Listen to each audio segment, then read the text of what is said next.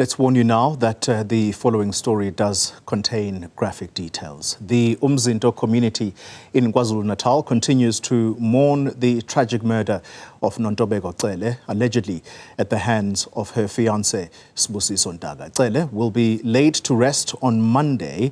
Nobuhle Modise is in the area of Umzinto in KwaZulu-Natal, and she joins us live now. Nobuhle, good afternoon to you. It is a crime that's not only gripped the community of Umzinto, but the rest of the nation. How is the family coping with this news, and perhaps more details around her being laid to rest on Monday?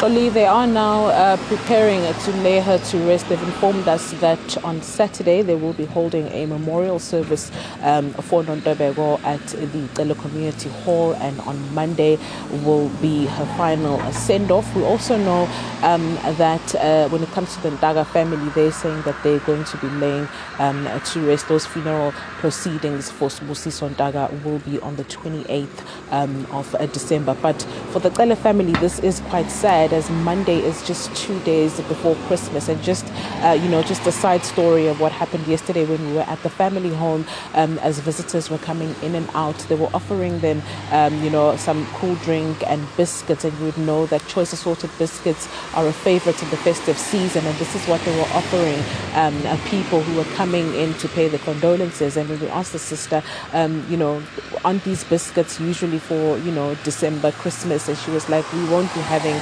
a very good Christmas. We are now using all these groceries that we have bought, for that particular day, and we now have to prepare for a funeral. Very devastated while saying that, and in fact, just distraught at the fact that they were having all these plans for Christmas, and now they are left planning a funeral. So just 2 days before Christmas, Nontobeko Cele will be laid to rest. Today, the former Minister of Police, Cele, was in the area to pay his condolences to the family. As also, he was also here to attend a meeting of the Cele Traditional Council, where they were, discussing this heinous crime that took place in the area, looking for ways forward to deal with issues of gender-based violence in the community, as the way this happened has shocked everybody, not just this community, but the entire nation and even the world, as the story has been making the round. So let's take a listen to what Cele had to say, particularly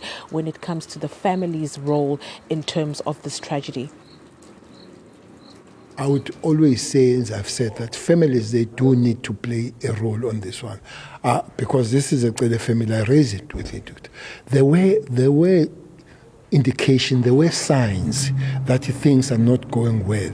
So rather than allowing and giving the free role of the young woman to take the decision, they should have protected her to say, this is not the way, because it's not a first big thing that happened. That kind of attempted murder, I'm told, hit her by the car and ran away. It was telling that in his mind, he wouldn't mind to see her dead one day. So families, they should also come close to these matters. A very important piece of advice, Nobuhle, from the man who was once the Minister of Police in the country. And perhaps it leads us to a slightly different conversation about what authorities in KZN are saying about cases of GBV, and perhaps how people ought to handle disagreements, particularly as we go into this season. We are told by those that follow this particular area of concern that they tend to be on the rise, cases of GBV. Indeed, Xolo, you would remember in the week there was that update from the Premier's office together with the Provincial Commissioner Nhlanhla Mkhwanazi on the crime statistics, and they had said that there will be more boots on the ground to ensure that this festive season we don't see any bloodshed. You'd know that we'd also been following stories of factional fights within villages, and the issue of GBV being a major one. So they having boots on the ground is the most important thing. When we were getting those crime statistics just this week, week, it was a priority for them to ensure that this festive season, crime would not be a talking point, especially when it comes to KwaZulu-Natal. But unfortunately, this has happened, and every other day we wake up to issues of, if it's not gender-based violence, it's shootings or shootouts with police, cash in transit heists. So the police have a lot of work ahead of them in order to prepare for this season where we're likely to see things happen. For example, in Nongoma, where we covered a story around factional fights in different villages, they were saying that they are scared because they will be having different events in this period, and this is when those who want to seek revenge would then come to attack, because they wait for you to be in a jovial mood or to be in a celebratory mood and unprepared for anything to happen. So this is the time for the police to work hard. Unfortunately, not having much of a festive season, ensuring that the community is safe.